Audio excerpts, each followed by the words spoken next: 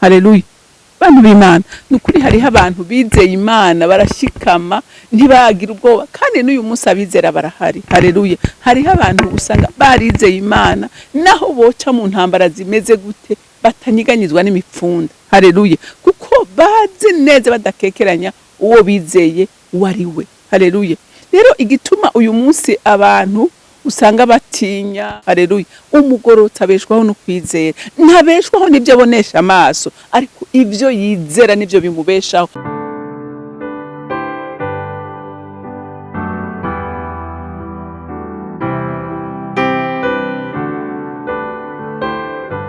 Bakunzi bahori CANAAN TV, ndanezerewe kandi gusubira guhura namwe ngo tuganire ijambo ry'Imana. Ariko imbere yuko dutangura kuganira reka tubanze dusenge. Mana y'imbabazi n'urukundo, ndaciye bugufi imbere yawe ngushima, nkutazira, nkuninahaza, nkuririmbira ishimwe kuko uri Imana yera, uri Imana igororotse, uri Imana itugwanira intambara, uri Imana idukunda kandi ubwo wadukunze mukunzi wanje tuzohora tugwirata uko bukeye nuko bwije.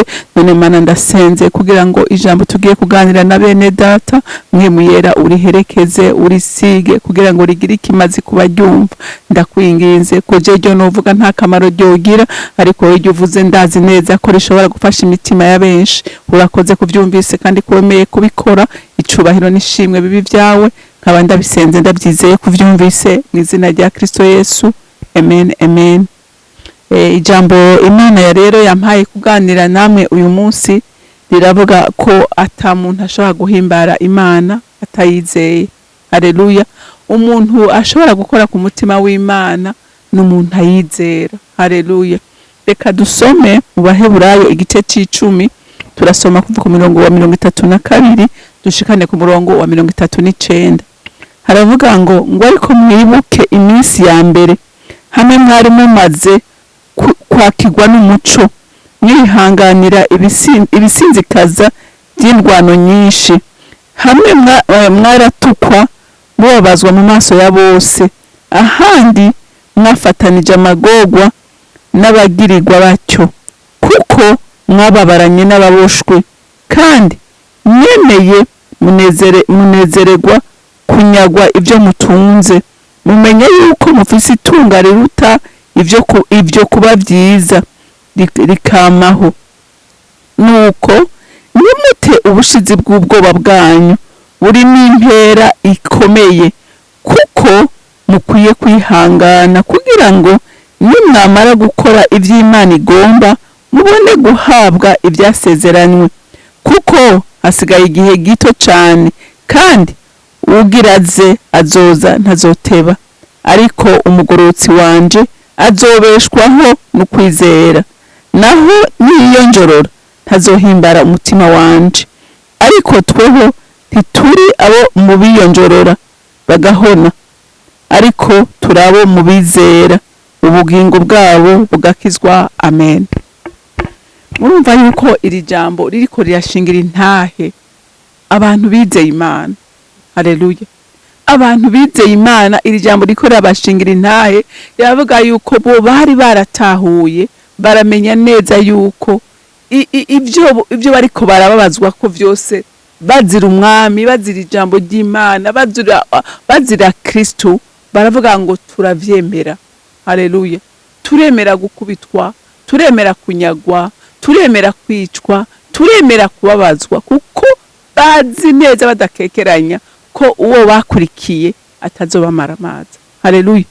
Bantu b'Imana nukuri hariho abantu bizeye Imana barashikama ntibagira ubwoba kandi n'uyu munsi abizera barahari, haleluya. Hariho abantu usanga barizeye Imana naho boca mu ntambara zimeze gute batanyiganyizwa n'imipfunda, haleluya, kuko bazi neza badakekeranya uwo bizeye wariwe, haleluya. Rero igituma uyu munsi abantu usanga batinya, usanga bagira ubwoba, nuko vy'ukuri batamenye uwo bizeye wariwe, ntibamenye ubushobozi buri muri we, ntabwo bamenye. Iyo ndiko ndiyumvira nk'umugabo nk'abagabo Meshake na Abdenego na mugenzi we, ingene bemeye baravuga bati umviriza twebwe urashobora kuduta mu itanura ry'umuriro ni sawa, ati Imana yacu ishobora kudutabara, atariko naho itodutabara, ati naho itodutabara twokwemera tugapfa. Haleluya. Bari barizeye Imana, banywana n'Imana, bamenye urukundo rw'Imana, bamenya bati twebwe ubugingo bwacu naho twobutakaza, umubiri yacu naho twoyitakaza, ubugingo bwacu buzobona Imana. Haleluya. Haleluya. Baramenya ati naho tutakaje imibiri gasha, ati tuzobona Imana. Ariko Imana iraba ukwizera kwabo. Haleluya. Iraba ukwizera kwabo, iravuga ati aba bantu ngomba kubashingira intahe by'ukuri, nanjye nshingira intahe izina ryanje, baransanga mu muriro. Haleluya. Kubera barize ngo baratakaje, ntibitaye ku byabo, ntibitaye ku magara yabo. Abandi abagabo n'abagore bizeye ntibita ku butunzi bwabo. Haleluya. Bizera Imana, baravuga ngo twega hako duhemukiriye Imana turemera tubihombe. Haleluya. Rero ubwo rugezo ntiworugera ko utizeye uwo mwami ngo umumenye, munywane nawe, umenye ko ubugingo budashira ari ikintu cy'agaciro gusumba ibyo tubonera ngaha muri inosi. Haleluya. Nico ijambo ry'Imana ririko riratubwira ngaha. Haleluya. ngo hamwe mwaratukwa. Urumva hariho abantu batutswe.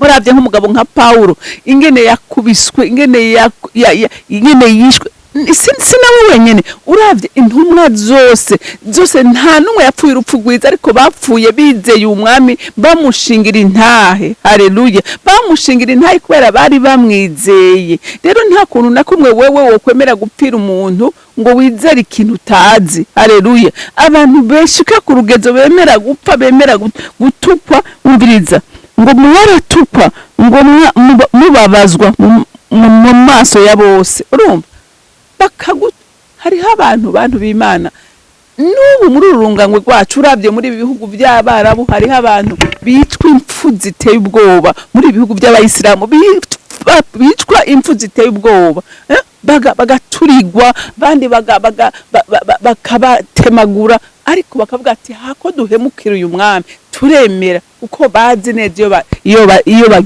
bagiye. Haleluya. Baraza ati naho tuvuye ngaha iwacu saha muri inosi, ariko iwacu ni mwijuru. Haleluya. Ngo bakababazwa ariko bakabyihanganira. Haleluya. Ngo handi mwafadikanije amagorwa n'abagirirwa bacyo. Urumva abandi bakagwanira bene wabo, bakabasengera, bakababarana nabo. Haleluya. Abariko barabazwa bakababaranwa nabo, bakavuga bati ntidushobora guhemukira bene wacu. Haleluya. ngo kuko mwababaranye n'ababoshwe, ngo kandi mwemeye munezerewe kunyagwa ibyo mwari mutunze. Harabanyazwe, hari abantu babonye amakuba, hariho nabo bafata ngo bagakura kuruhu, ngo bakazana nk'imbeba zikaza kubajya, kuko umuntu aboze anuka nk'umurango w'inyama iyo ariyo yose. Imbeba zikakurya kukavuga ngo ndemera zingi hako ni hakana umwami wanje. Urumva uko kwizera, ngo uko kwizera umwami ariko aradushaka ko natwe uyu munsi. Haleluya. Kumwizera uyu munsi turahemuka mu tuntu duto, turahemuka mu tuntu dutoyi tukava ku Mana, ariko hari abagabo n'abagore bashingiye ntaho umwami wabo, baremera barababazwa, baremera baratukwa, baremera barasuzugurwa, baremera baricwa, ariko baravuga ngo tuzopfa tukizeye umwami. Haleluya. Haleluya. Ngo ngaha kandi ngo nuko ntimute ubushizi bw'ubwoba bwanyu buri n'impera ikomeye. Urumva ngo nimute kwizera, ngo kuko buri n'impera. Ndabarahiye abantu bizeye umwami bagaheba amagara yabo, ntituzokwicara hamwe. Haleluya. Ntituzohembwa kumwe. Uraza umuntu apfa azira ijambo ry'Imana. Haleluya. Apfa azira uyo mwami, waza ko mwohembwa kumwe nawe utigeze ukora n'ikintu na kimwe kugira ngo witange werekane ko umwami wawe umushingira intahe. Oya, hari bibanza bimwe tutazokwegeramo. Haleluya. Haleluya. Ngo kuko mukwiye, ngo buri n'impera ngo ikomeye, ngo kuko mukwiye kwihangana kugira ngo nimwamara gukora iby'Imana igomba mubone guhabwa ibyasezeranye. Haleluya. Ibyasezeranywe ntuzobironka utihanganye.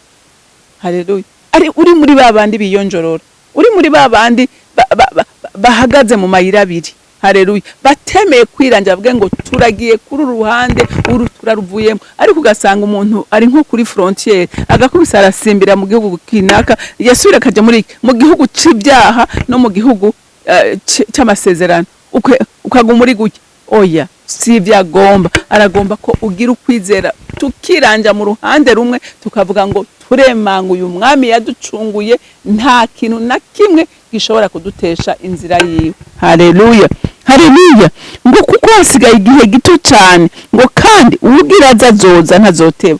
Umwami azoza. Haleluya. Umwami azoza. Ngira ngo je ntubikekeranya nk'ubizera. Azoza. Rero azotwara abamwizeye, azohemba abamwizeye, azohemba abamugororokeye. Haleluya. Azohemba abatamuhemukiye, azohemba abatamukojeje isoni. Amen. Ngo ariko umugororotsi wanje azobeshwaho no kwizera.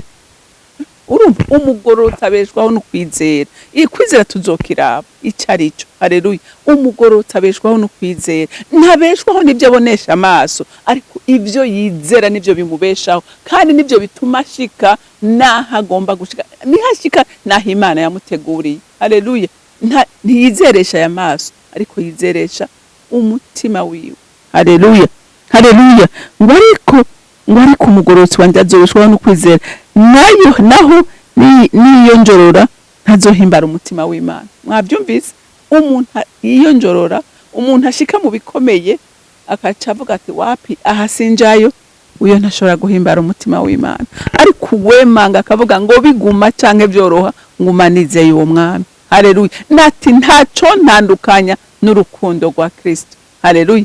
Inzara, amagorwa, kwicwa, oya, ngo ntaco ntandukanya n'urukundo rwiwe. Ngo uyu muntu ahimbara umutima w'Imana.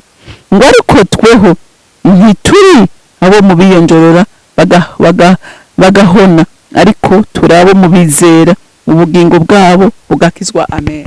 Haleluya. Rero ndakwifuriza muntu w'Imana kuba muri uyu mugabane w'abizera kugira ngo uzurokora ubugingo bwawe. Haleluya. Nanje Mana umfashe kugira ngo mbe mu batiyonjorora, ariko mbe mu bakwizera. Sintinye ko Satani arashaka kudutinyisha, arashaka kutwereka ibiteye ubwoba, ariko ni wizere uyu mwami utamukekeranye, nukuri ntazoguhemukira, kandi nanje ntazomehemukira. Imana yo mwijuru rero ibampera umugisha, mugira umunsi mwiza, mwaraheze. Mana data rugira byose uri mwijuru, ndagushima kandi ndakuninahaza. Watugiriye neza kuko yataba Yesu uyu munsi wa none. Ukwizera ko tugoye, ariko kubera yatuneshereje urupfu na kuzimu, uyu munsi turizera intsinzi yiwe, kandi ububasha n'ubushobozi bwose bwamuzuye mu bapfuye ntiyabusubiranye mu ijuru, yabusigiye twebwe abamwizera. None Mana y'amahoro, turagushimiye kuri urwo rukundo n'ubwo buntu butangaje. Hanyuma icubahiro cyose n'amashimwe yose aba yawe, nkaba ndabisenze ndabyizeye kuvyumvise mu izina rya Kristo Yesu. Amen. Amen. Mwarahezagiwe, mugira umunsi mwiza.